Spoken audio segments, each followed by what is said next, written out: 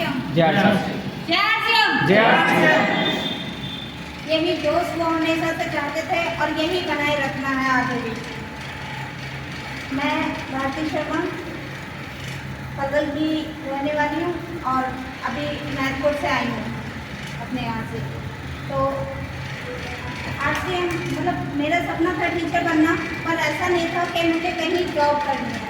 मैं हमेशा अपना स्कूल खोलना चाहती थी, उसमें खुद का बिजनेस करना चाहती थी। तो बिजनेस लाइन बचपन से था मेरा। उसके बाद RCM बड़े भैया हैं हमारे जो आज मीडिया जी हैं सुरेश शर्मा जी, एक बार उनके लिए प्लेटफॉर्म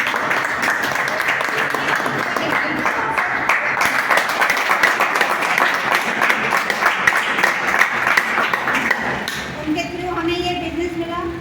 तो इस बिजनेस का जो कॉन्सेप्ट था वो इतना क्लियर था हम लोगों के माइंड में कि इससे अलग हम कुछ और सोच ही नहीं सकते थे। क्योंकि अगर हम जॉब भी कहीं करते हैं, एक साथ तो स्कूल खड़ा नहीं होता, जॉब भी कहीं करते हैं, कहीं से एक्सपीरियंस भी लेते हैं, वो हम तक ही सीमित रहता है, हमारे बच्चों तक नहीं रहता। मैं बेटी हूँ, बहन हूँ, इंडिपेंडेंट होना चाहती थी स्टार्टिंग से। मोस्टली हमारे समाज में पुरुष प्रधान है, तो सभी लड़कियाँ लड़कों पे ही डिपेंड रहती है, चाहे वो बाप हो, भाई हो, पति हो या बेटा हो।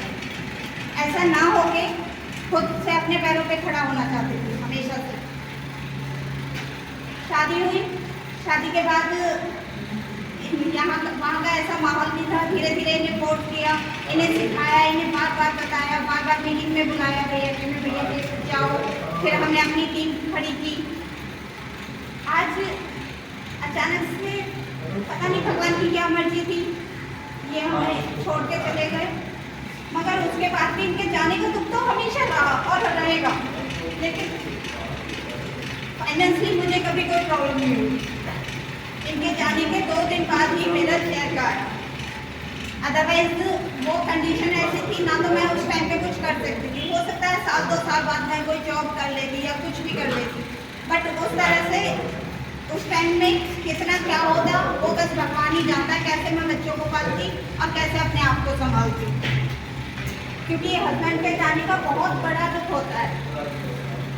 वो शायद ही कोई समझ सके, जिसके गए बस वही जानते हैं।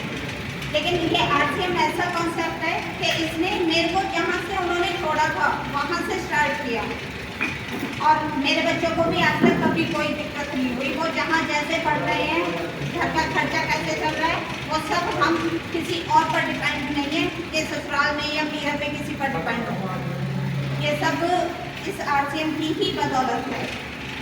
और मुझे एक चीज़ छोटी सी समझ नहीं आती कि हम लोग सामान खरीदने जाते हैं, वहाँ पे सामान पैसे देके सामान तो ले आएंगे, अगर वो हमें वापस पैसे भी देते तो प्रॉब्लम क्या है आप लोगों को? अगर उससे हमारी आमदनी हो जाए तो दिक्कत क्या है? आज के बाद कभी भी कहीं बाहर से सामान खरीदो ना, तो ये बात जरूर दिमाग में लाना कि क्या ये हमें बिजनेस दे रहा है, क्या ये हमें पैसे वापस दे रहा है। तो इसलिए इस बिजनेस को करोगे, सारे सपने आपके पूरे होंगे और कभी भी आपको दूसरों पर डिपेंड नहीं होना पड़ेगा।